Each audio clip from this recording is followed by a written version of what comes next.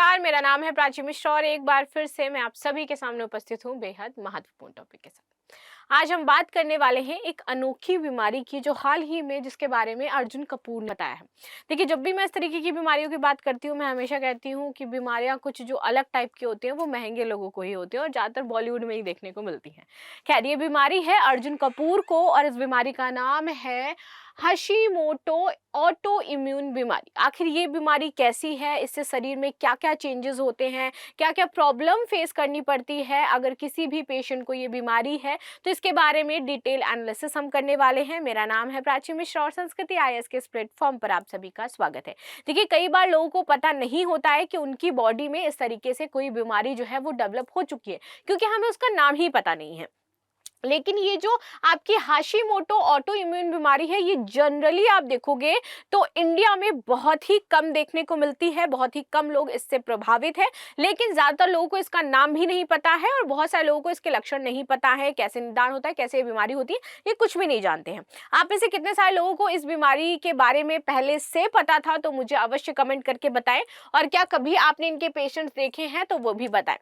तो वीडियो को शुरू करते हैं, लेकिन इससे पहले आप सभी के लिए एक जस्ट इन्फॉर्मेशन के तौर पर है कि आईएएस जीएस का फाउंडेशन कोर्स हमारा जो बैच है वो शुरू होने वाला है 28 नवंबर को, समय 11:30 बजे से लेकर के। उसके बाद आईएएस और यूपीपीएससी फाउंडेशन कोर्स प्रीलिम्स और मेंस का शुरू हो रहा है 14 नवंबर, चिल्ड्रन डे है उस दिन 10:30 बजे से। और इसके बाद यहाँ पर बीपीएससी फाउंडेशन कोर्स 18 नवंबर 3:30, एमपीपीएससी फाउंडेशन कोर्स 21 नवंबर 8 बजे से और आरएएस फाउंडेशन कोर्स 10 नवंबर 8 बजे से सुबह में ही है। यहाँ पर आपके 2 कोर्सेज ओपन हो रहे हैं, आपके शुरू हो जाएंगे, फर्स्ट क्लासेस इसकी शुरू हो जाएंगी। तो जो भी बच्चे इनरोलमेंट कराना चाहते हैं इन सभी बैचेस में तो करवा सकते हैं, क्योंकि ये बैच हमारे शुरू होने वाले हैं। आ जाते हैं इस बीमारी के बारे में। तो Arjun Kapoor reveals being diagnosed with Hashimoto's disease.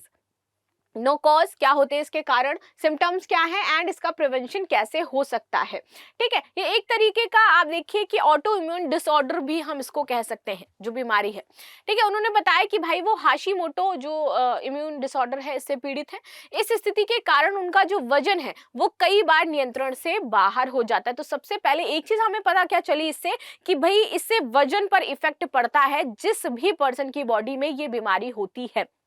ठीक है, जो हाशीमोटो रोग है ये ऑटो इम्यून बीमारी है जो थायराइड ग्रंथि को नुकसान पहुंचाती है और जो थायराइड का ही एक तरीके से विस्तार है, थायराइड से भी अपर लेवल की एक चीज हो गई। ठीक, जो हमारी थायराइड ग्रंथि को एक तो नुकसान पहुंचा रही है, तो नॉर्मली हम क्या कहते हैं कि थायराइड हो गया है हमें। ठीक है, थायराइड अलग है, ये थायराइड में भी एक तरीके का विस्तार है जो उससे और भी ज्यादा खतरनाक होता है। ठीक, चलिए आगे आ जाते हैं। हाशीमोटो क्या है, अब थोड़ा थोड़ा करके पॉइंट्स में इसको हम समझेंगे कि एक्चुअल में ये बीमारी क्या है।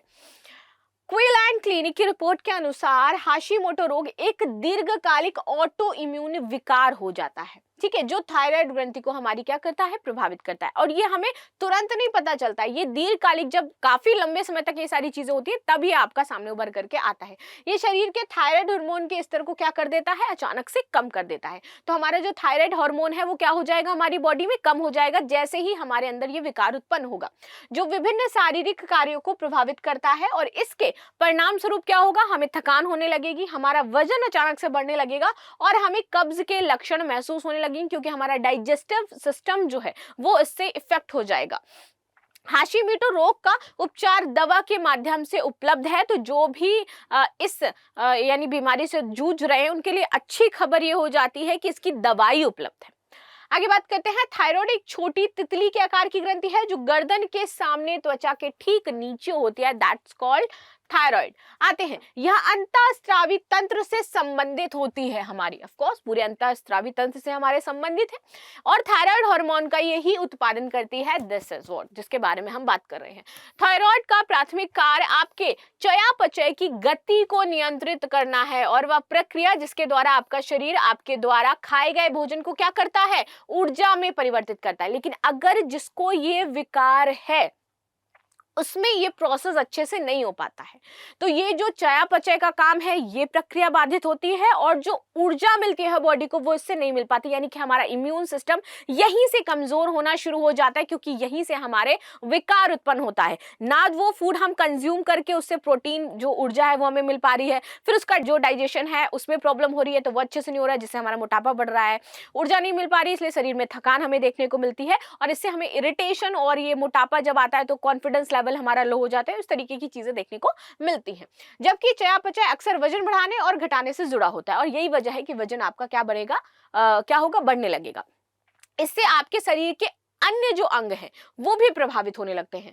हाशिमोटो रोग के अधिकांश मामले में थायराइड पर्याप्त मात्रा में थायराइड हार्मोन का उत्पादन करने में क्या हो जाता है, असमर्थ हो जाता है, जिससे चयापचय आपका स्लो हो जाता है, डाइजेस्टिव आपका क्या हो जाएगा, स्लो हो जाएगा, जिसमें आपके बहुत सारी चीजें जो हैं लाइक इरिटेशन, कब्ज और भी बहुत सारी प्रॉब्लम शुरू हो जाती हैं। इसके लक्षण के बारे में बात करते हैं तो क्या होता है, देखिए हाशिमोटो रोग से पीड़ित कुछ व्यक्तियों में शुरू में कोई लक्षण नहीं नजर आते हैं, इसीलिए यहाँ पर आपको बताया गया कि दीर्घकालिक ये विकार है, क्योंकि पता नहीं चलता है। जब ये बहुत एक्सेसिव लेवल में पहुंच जाता है तभी हमें पता चलता है। जैसे जैसे स्थिति धीरे बढ़ती है, थायराइड ग्रंथि कभी कभी बड़ी हो सकती है और एक ऐसी स्थिति होती है जिसे हम गंठमाला भी कहते हैं। गंठमाला अक्सर हाशिमोटो रोग का सबसे बड़ा संकेत है। ये आमतौर पर दर्ददार नहीं होता है, यानी कि इसमें दर्द नहीं होगा, लेकिन गर्दन के निचले हिस्से में आपको भारीपन फील होने लगेगा और सामने वाले हिस्से में आपको सूजन आ जाएगी। जब आपका हाशिमोटो रोग क्या होता है, हाइपोथायराइडिज्म में बदल जाता है, तो आपको कुछ लक्षण देखने को मिलेंगे। लक्षण क्या है, थकान, कम ऊर्जा, अत्यधिक नींद आएगी, हल्का वजन, कम जो वो है वो बढ़ने लगेगा, आपका कब्ज हो जाएगा, शुष्क त्वचा हो जाएगी, ठंडे तापमान के प्रति आप संवेदनशील हो जाओगे, सामान्य से धीमी आपकी जो हार्ट बीट है वो होने लगेगी और जोड़ों में अकड़न व मांसपेशियों में दर्द शुरू हो जाएगा। सूखे भंगुर बाल, धीमी गति से बाल का बढ़ना, बालों का झड़ना, उदास मनोदशा, अवसाद, आंखों और चेहरे पर सूजन हो जाएगी, स्मृति संबंधी समस्याएं, ध्यान केंद्रित करने में कठिनाई, भारी या अनियमित मासिक धर्म शुरू हो जाएंगे, कामुकता यानी कि सेक्स ड्राइव की आपके अंदर कमी हो जाएगी और पुरुष और महिलाओं दोनों में इससे बांझपन उत्पन्न हो सकता है। तो इस तरीके की प्रॉब्लम्स हो सकती हैं जिसमें भी आपकी ये सारी चीजें शुरू होती हैं। आगे आते हैं, हाशिमोटो रोग के कारण क्या है, अनुवांशिक कारण हो सकते हैं, यानी कि शुरू से चला आ रहा है, आपका जेनेटिक है तो आप में हो सकता है, क्योंकि ऑटोइम्यून विकारों में पारिवारिक इतिहास में हाशिमोटो रोग का जोखिम बढ़ जाता है।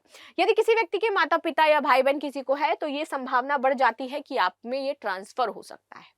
हार्मोनल इम्बैलेंस, यदि किसी के अंदर हार्मोनल इम्बैलेंस हो रहा है तब यहाँ पर आपको देखने को मिलेगा कि उसके अंदर ये सारी चीजें आप में उत्पन्न हो जाएंगी। विशेष रूप से बात करूं तो गर्भावस्था या फिर रजोनिवृत्ति के दौरान इस बात की संभावना बढ़ जाती है कि हार्मोनल उतार चढ़ाव इसका एक योगदान कारक जो है वो बन जाते हैं।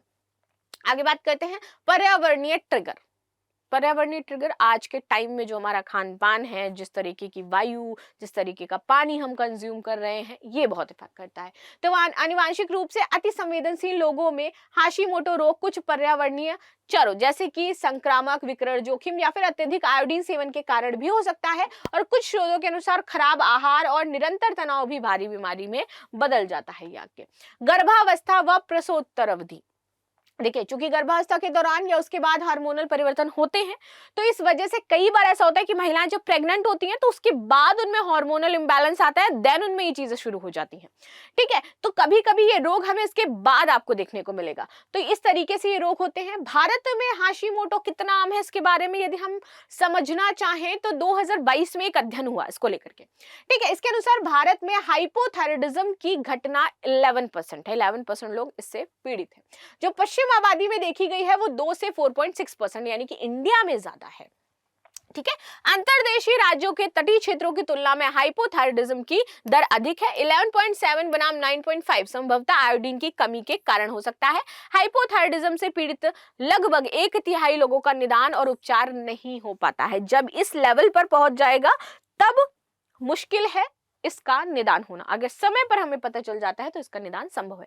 तो ये था हाइपोथायराइडिज्म जिस यानी बीमारी के बारे में हमने बात करी, जो इस टाइम जिससे अर्जुन कपूर जी जूझ रहे हैं। आई होप आप सभी को समझ में आई होगी। तो मिलते हैं नेक्स्ट क्लास में, तब तक के लिए धन्यवाद। लाइक शेयर सब्सक्राइब करना बिल्कुल भी ना भूलें and thank you so much.